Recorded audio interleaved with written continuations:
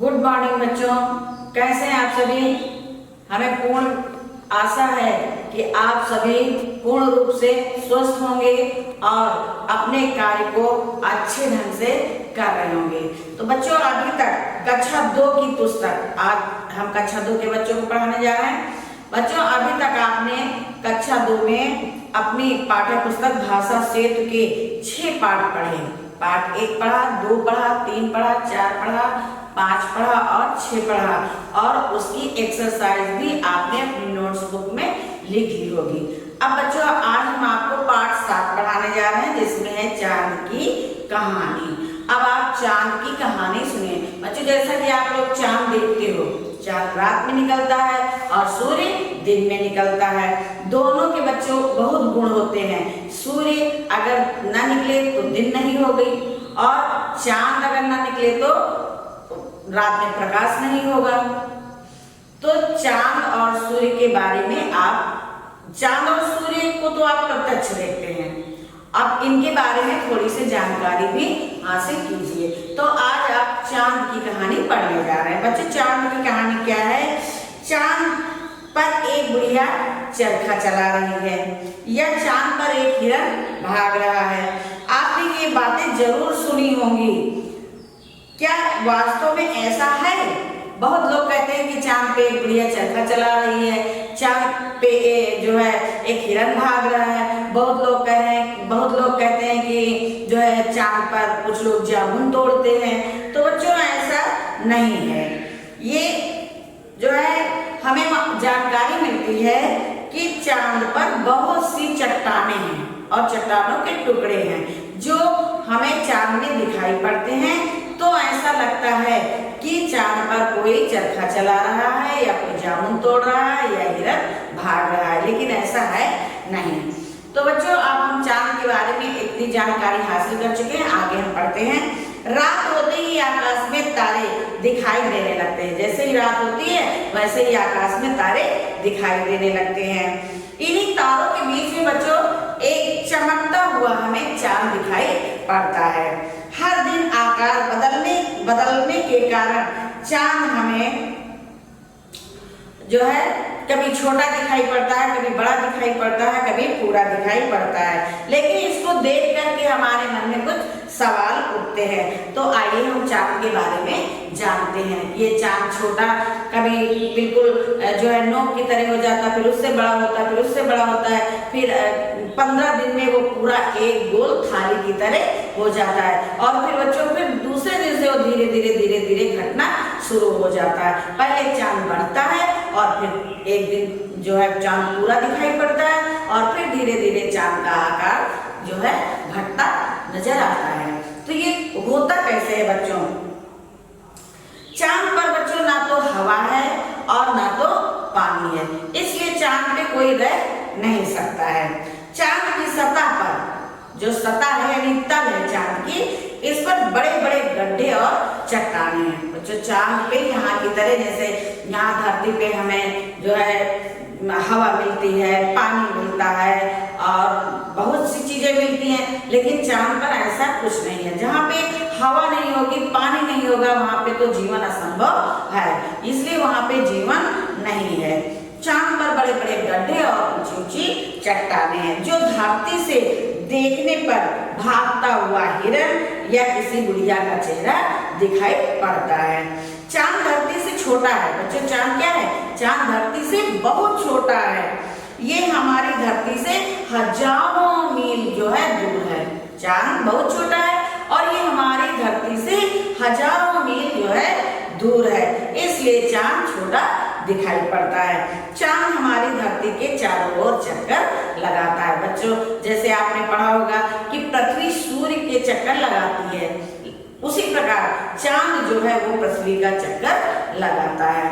आप जानते हैं चांद इतना क्यों चमकता है? बच्चों, चांद इतना चमकता है, जैसे दिन में हमें सूर्य के प्रकाश से चारों तरफ दिखाई पड़ता है, उसी तरह बच्चों रात में अगर आप बाहर निकलें तो आप जो है चांद की रोशनी से अपना रास्ता आराम से जो है देख सकते हैं। लोग रात में चांद की रोशनी से आ जा सकते हैं, उन्हें बिल्कुल साफ दिखाई पड़ता है। तो चांद में भी बहुत रोशनी होती है। तो क्या आप जानते हैं कि चांद जो है इतना क्यों चमकता है? बच्चों, चांद की अपनी कोई रोशनी नहीं है। चांद चमकता तो है, जिसकी चमक से हम रात में आराम से रास्ते पर आ जा सकते हैं, लेकिन चांद पे अपना कोई प्रकाश नहीं है। चांद जो है वो सूरज के प्रकाश से प्रकाशित है। चांद की सतह पर सूर्य का प्रकाश पड़ता है। चांद की जो सतह होती है उस पर सूर्य का प्रकाश पड़ता है, जिससे चांद इतना चमकीला दिखाई पड़ता है। बच्चों, चांद अपने प्रकाश से प्रकाशित नहीं होता है, वो सूर्य के प्रकाश से प्रकाशित होता है। सूर्य की चमक या सूर्य की रोशनी चांद पर जितनी दूरी पर पड़ती है उतना ही भाग हमें दिखाई पड़ता है। तो इससे लगता है आज चांद इतना बड़ा निकला, चांद इतना बड़ा निकला। यानी चांद पूरा ही रहता हमेशा, चांद का आकार घटता बढ़ता नहीं है, ऐसा हमारे विज्ञान के मत के अनुसार है। तो विज्ञान हमारी कहती है कि चांद कभी घटता बढ़ता नहीं है, उस पर उसके जिस भाग पर सूर्य का प्रकाश पड़ता है उतना भाग हमें दिखाई पड़ता है। तो हमें लगता है कि आज चांद कितना छोटा दिखाई पड़ा, फिर दूसरे दिन उतना बड़ा दिखाई पड़ा, फिर उससे बड़ा दिखाई पड़ा। चांद का आकार कभी बदलता नहीं है, चांद जैसा है बच्चों वैसा ही रहता है। वास्तव में चांद के जितने भाग पर सूरज का प्रकाश पड़ता है उतना ही भाग धरती से दिखाई पड़ता है। जिस रात पूरे चांद पर सूर्य का प्रकाश पड़ता है तो उस रात को पूर्णिमा कहते हैं। जिस रात को सूर्य का पूरा प्रकाश बच्चों चंद्रमा पर पड़ता है तो उस दिन हमें पूरा चंद्रमा दिखाई पड़ता है, यानी चंद्रमा बिल्कुल गोल गोल आकार का हमें दिखाई पड़ता है। तो उस दिन लोग कहते हैं कि आज चंद्रमा पूरा निकला हुआ है। तो इस रात को पूर्णिमा भी कहते हैं। इस रात को बच्चों क्या कहते हैं? पूर्णिमा कहते हैं। कहते हैं कि पूर्णिमा की रात को पूरा चांद दिखाई पड़ता है। जब चांद पर बिल्कुल प्रकाश नहीं पड़ता है और जिस रात में चांद पर सूर्य का बिल्कुल प्रकाश नहीं पड़ता है, बिल्कुल अंधेरा हो जाता है, इसे अमावस्या की रात कहते हैं। इस दिन जो है सूर्य का बिल्कुल प्रकाश जो है चंद्रमा पर नहीं पड़ता है, तो इस रात को अमावस्या की रात कहते हैं। बच्चों, पूर्णिमा की रात को पूरी रात यानी पूरा चंद्रमा निकलता है तो पूरी रात उजाला रहता है, इसलिए उसे पूर्णिमा कहते हैं। और अमावस्या की रात सूर्य का प्रकाश चंद्रमा पर नहीं पड़ता है, इसलिए पूरी रात अंधेरी रहती है, तो इस रात को अमावस्या की रात कहते हैं। अब तो धरती के लोग चांद पर पहुंच रहे हैं बच्चों। अब जो है धरती के बहुत से लोग चांद पर पहुंच चुके हैं। अमेरिका के नील आर्मस्ट्रांग सबसे पहले चांद पर उतरने वाले व्यक्ति हैं। बच्चों, चांद पर जो सबसे पहले व्यक्ति गया था वो अमेरिका के थे और उनका नाम नील आर्मस्ट्रांग था। चांद पर हवा पानी नहीं है, पहले आप पढ़ चुके हैं कि चांद पर हवा और पानी नहीं है, अतः उनके जूते के जो निशान चांद की सतह पर बने थे वे हमेशा दिखाई पड़ते हैं। यही है चांद का सच्चा रूप। क्या अभी आप उन्हें चंदा मामा कहना चाहेंगे?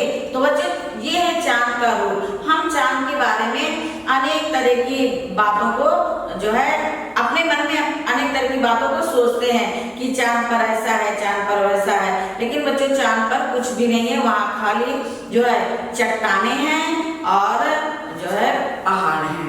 यही चट्टान और पहाड़ हमें चांद पे छाया के रूप में दिखाई पड़ते हैं। तो इससे हम लोग सोचते हैं या बच्चे सोचते हैं कि वहाँ कोई गुड़िया चरखा काट रही है या बच्चे जो है जामुन तोड़ रहे हैं या हिरन भाग रहा है, ऐसा कुछ नहीं है। तो ये तो आपने पढ़ा बच्चों चांद के बारे में।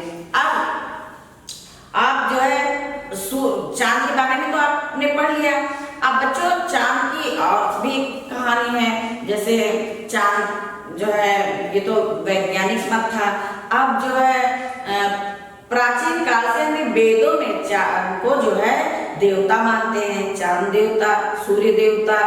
तो जैसे कि इसमें आपने पढ़ा कि सूर्य का प्रकाश जब पूर्णिमा पर सूर्य का प्रकाश जब चंद्रमा पर पड़ता है तो उस रात पूरा चंद्रमा हमें दिखाई पड़ता है। लेकिन वेदों के अनुसार बच्चों इसी को ग्रहण कहते हैं, मतलब कि जब एक ग्रहण होता है, इसको ग्रहण नहीं कहते, पूर्णिमा अमावस्या की रात तो होती रहती है, तो बच्चों ग्रहण होता है, उस ग्रहण में पूरा चंद्रमा जो है राहु और केतु उसको जो है स्पर्श करते हैं, जिसके कारण उसमें ग्रहण पड़ता है। सूर्य ग्रहण में भी ऐसा होता है और चंद्र ग्रहण में भी ऐसा होता है, दोनों सूर्य और चंद्रमा में दोनों में ग्रहण पड़ते हैं।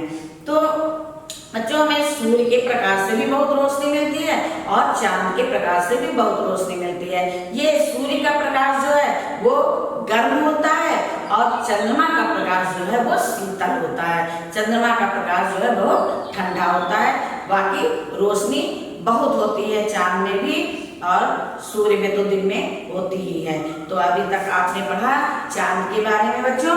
अब चांद के बारे में आपने पढ़ लिया, अब हम आपको इसके जो रेड शब्द हैं उनके बारे में बता रहे हैं। जैसे सतह, सतह माने बच्चों होता है धरातल, सतह माने क्या होता है धरातल। और धरती माने क्या होता है पृथ्वी, धरती माने क्या होता है पृथ्वी। और प्रकाश माने क्या होता है उजाला, प्रकाश माने क्या होता है उजाला। तो ये तो आपने पढ़ा सतह। अब बच्चों इस पाठ को आप बहुत ध्यान से पढ़ना। इस पाठ को हम यहीं समाप्त करते हैं, इसकी एक्सरसाइज हम दूसरे टर्म में आपको बताएंगे, इसलिए इस पाठ को आप बहुत ध्यानपूर्वक पढ़ना। धन्यवाद।